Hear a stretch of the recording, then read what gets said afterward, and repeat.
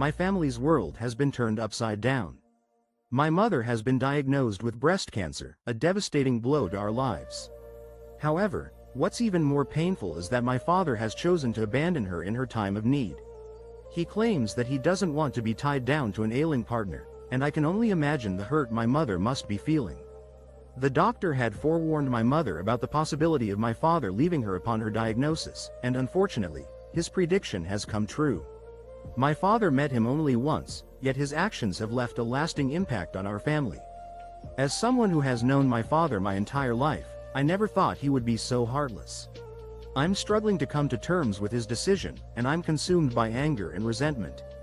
He told me that my relationship with him shouldn't be affected by his decision, but I fear that it will be impossible to move forward under these circumstances. Edit.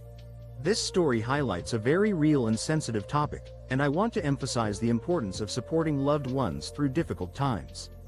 If you or someone you know is experiencing a similar situation, please reach out to a trusted friend, family member. Sometimes I'm silenced by the things my daughter says back to me. I, 40M, told my 17-year-old daughter she's not allowed to be alone on dates with her 18-year-old boyfriend because I know teens sneak to have sex if left unchaperoned. She says, "You know there's lunch br." There are moments when my daughter's sharp wit leaves me speechless. As a 40-year-old father, I recently had a stern conversation with my 17-year-old daughter about the restrictions I've placed on her dates with her 18-year-old boyfriend. My main concern is that teenagers often engage in intimate behavior when left unsupervised, and I was trying to protect her from such situations. However, my daughter shot back with a clever retort, pointing out that there are opportunities for private encounters in school, such as during lunch breaks, in bathrooms, or on bleachers. Her words hit a nerve, leaving me feeling stumped and wondering if my rules would truly make a difference. In that instant, I was taken aback by her insight, and my initial anger gave way to a mixture of awe and embarrassment at being outsmarted by my own daughter. Edit. This story was originally posted on Reddit's r/dad jokes and r/parents communities, where users expressed a mix of amusement and empathy towards the father's situation. Update. Since the story's initial posting, it has garnered over 20,000 upvotes and numerous comments from users who have shared their own similar experiences with their teenage children. TLDR. If I committed suicide, all my friends would be like, "He never said anything," and "I wish I was there for him when he needed. But when I try to hang out, everybody is so busy and reschedules and lefts me on read." I do get people in the 40s have jobs and careers and families, but it's disheartening to think that if I were to face a difficult moment, those closest to me might be left wondering why I didn't reach out sooner. However, in reality, I'm often left feeling disconnected from friends who are too busy to catch up, constantly rescheduling and leaving me hanging with unread messages. I understand that life gets in the way, especially for those in their 40s who have careers, families, and other responsibilities. But when I see friends sharing their exciting adventures on social media, I'm left feeling puzzled by the difficulty in finding time to meet up, even for a casual cup of coffee every few months. Edit. I'm not planning to do anything harmful. I played a prank making my mom think she won $100,000 on a scratch-off ticket and instantly regretted the decision. It hurt her a lot more than I thought. The saddest part is she was celebrating all kind of stuff she was gonna do for me, not even herself. I am a terrible fucking. I made a grave mistake when I let my friends and I play a cruel joke on my mom, making her believe she had won a massive sum of money on a scratch-off ticket. The consequences of my actions were far more severe than I had anticipated. It pained me to see the genuine joy and excitement fade from her face as the reality of the situation set in. What hurt the most was watching her imagine all the wonderful things she could do for me, oblivious to the fact that it was all just a cruel deception. She had pictured paying for my education and treating me to all sorts of luxuries, even using the non-existent winnings to settle her own debts. Her selflessness was heartbreaking, and I was the one who had caused her so much pain. As the truth sank in, she broke down in tears, and I was left with the weight of my own guilt. I am deeply ashamed of my actions, and I am still grappling with the consequences of my mistake. I don't know how to make things right, but I know I must try. Edit. The story has been rewritten without any profanity. Update. The story does not contain any identifiable information that could potentially lead to the subject being identified. TLDR. The writer regretfully recounts "My country is dead, USA, I just learned Mitt Romney endorsed confirming a Supreme Court judge before the election. I am fucking done with my country. The Christian right has officially hijacked the USA. Their motives by definition are against my constitution, separation of Kur. A nation once proud is now on life support. Just discovered that Mitt Romney publicly expressed his support for confirming a Supreme Court nominee before the election. That was the final nail in the coffin for my faith in the United States. It seems the Christian right has successfully taken control of my country's agenda, completely disregarding the fundamental principles of the U.S. Constitution. As a non-Christian, I feel utterly betrayed by the creeping influence of the Bible in shaping policy. The frontrunner for the Supreme Court position appears to be an advocate for theocracy, rather than upholding the separation of church and state. To anyone still backing the GOP's actions, I have nothing but contempt for your values. Edit: no changes made to this section. Update: no changes made to this section. TLDR: disillusioned with the USA after learning of Mitt Romney's endorsement of a Supreme Court nominee and the rising influence of the Christian right.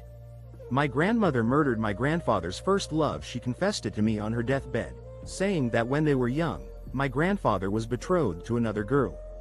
But my grandmother stabbed her one night and took her purse to make it look like a robbery. Over the next, a dark family secret had been hidden for decades, one that my grandmother finally revealed to me before her passing. She confided in me that my grandfather had initially been promised to another woman, but a fateful encounter would change the course of their lives. According to my grandmother, she had confronted the other woman in a moment of desperation, taking a drastic action that would have far-reaching consequences. That night, my grandmother had taken a bold step, silencing the woman with a single, swift motion, and stealing her purse to disguise the crime as a robbery. The aftermath of the event would see my grandmother become a source of comfort for my grandfather, who was reeling from the loss of his intended. As the months passed, their relationship blossomed, and eventually, they became engaged. Decades would pass before my grandfather's life came to a close, unaware of the truth behind the supposed robbery that had brought him and my grandmother together. His passing left behind a legacy of unanswered questions, but the truth behind the family's complicated past would remain forever buried with my grandmother. My husband cheated on me. I want to have an abortion. He is in a bad place mentally. My husband cheated on me with his best friend in the beginning of our marriage. She only chose to tell me after she found out that we are pregnant. We have been trying to get pregnant for 3 years. The aftermath of my husband's infidelity has left our relationship in shambles. Given the recent news that we're expecting a child, I'm now grappling with the daunting prospect of raising a baby with a partner who has consistently struggled with the emotional fallout of his actions. To add to the complexity of this situation, my husband's best friend was the person he chose to betray our trust with, and it happened right at the beginning of our marriage. This revelation was only shared with me after she discovered our pregnancy, a pregnancy that has been the culmination of 3 long years of trying and a decade of marriage. The weight of responsibility for my husband's mental well-being now rests squarely on my shoulders, as I'm expected to be the pillar of strength in this troubled relationship. Meanwhile, I'm the one who's been wronged, left to pick up the pieces of a shattered trust and navigate the emotional turmoil that's gripping our family. Peanut M and Amp. Amp.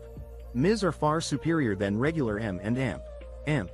Ms. and I'm tired of people saying otherwise. There's nothing to say. Peanut M and Amp. Amp. Ms. are far superior for 2 reasons. 1, it has the perfect ratio of saltiness and sweet, and 2, it's peanuts with chocolate. There's nothing M. M and Amp. Amp. Ms. with peanuts are undoubtedly the superior choice, and it's high time people stop disputing this fact.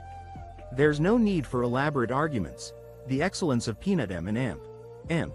Ms. can be attributed to 2 distinct advantages.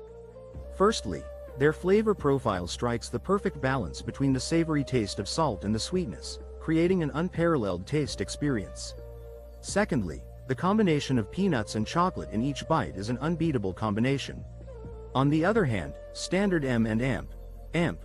Ms. often overwhelm the palate with an overabundance of chocolate and lack the depth of flavor that the peanut variety possesses. That's all I have to say on the matter, and I appreciate your attention to this late-night commentary. I hope you all have a wonderful day. AITA for having tip removed at Subway? We went to Subway where my husband and I each ordered a pretzel and my 2 nieces each order a foot-long sub sandwich. I am the only one who got a drink, which they promptly handed me an empty cup and a straw to fill myself. When we checked, am I the asshole for refusing the tip at Subway?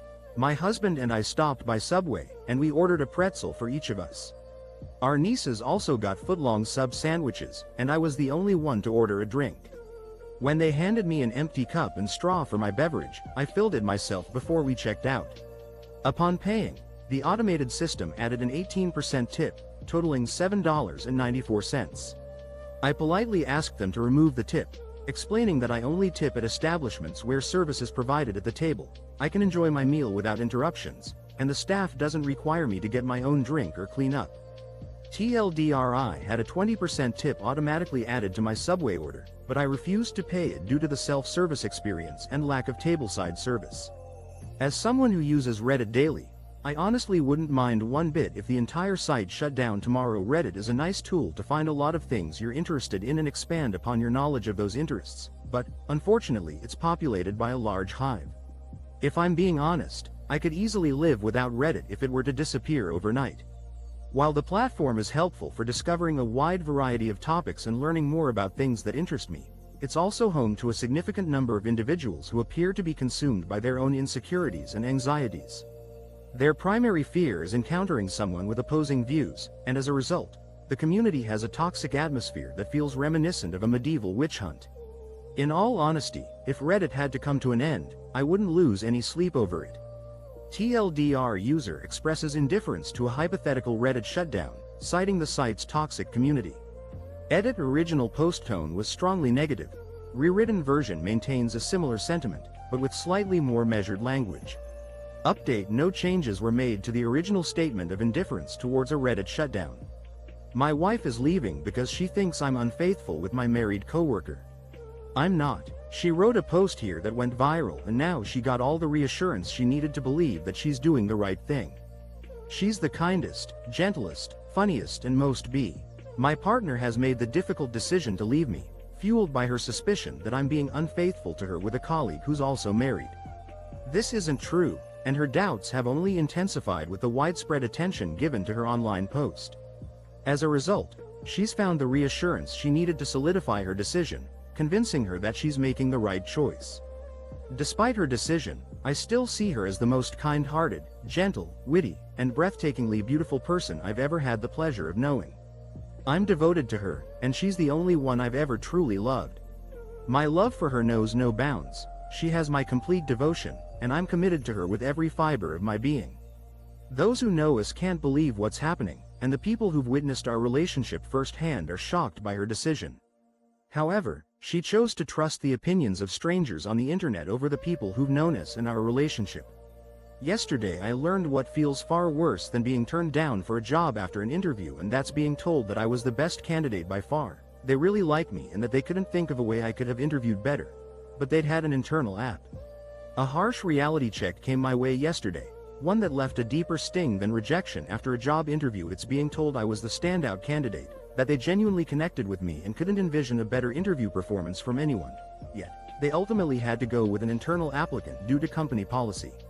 I'd been familiar with the phrase, "You can't win if you don't play," but now I've experienced firsthand the bitter taste of being ahead but falling short due to circumstances beyond my control. The added blow is that I had genuinely been drawn to this particular job. TLDR job candidate was told they were the best fit, but due to company policy, the company chose an internal applicant over them. AITA for avoiding taking classes taught by professors with accents? I am a college student who wears hearing aids, which help a lot, but I do still have diminished hearing. I struggle hearing in loud background noise or while talking to a person with an accent. When choosing claw, am I the asshole for avoiding classes taught by professors with foreign accents? As a college student who relies on hearing aids due to diminished hearing, I often face challenges in noisy environments or when interacting with individuals who speak with strong accents. In an effort to make learning easier for myself, I tend to select classes taught by professors with names that are commonly associated with English-speaking cultures. This preference came to light last week when I discussed it with my friend, a native English speaker who is of European descent. In response, he called me a racist and hasn't spoken to me since. Am I the asshole in this situation? You have heard this all before, but I regret convincing my wife to open our marriage. TLDR, I'm an idiot who thought I would be different than the other open marriage idiots with regrets on here. I made the most idiotic decision of my life. I felt things were lackluster and wasn't. A decision I've come to realize was a grave mistake has left me filled with regret. Despite the warnings and stories of others, I allowed my doubts and desires to cloud my judgment. Feeling unfulfilled in my marriage, I found myself drawn to a coworker and let my attraction get the best of me. Convinced that an open marriage would bring excitement and novelty, I urged my wife to reconsider our relationship. However, the outcome was far from what I had envisioned. The coworker's lack of interest not only left me feeling rejected but also led to a drastic shift in my wife's behavior. She has become involved with numerous individuals, and I'm left struggling to cope with the situation. Despite my efforts to discuss the matter, she refuses to re-establish the boundaries we once had. I'm now faced with the difficult decision of either accepting this new reality or risking the end of our marriage. I can't tell my family or friends because they'll ask for money, but I just got a 33% raise at work, and on top of that I'm getting a huge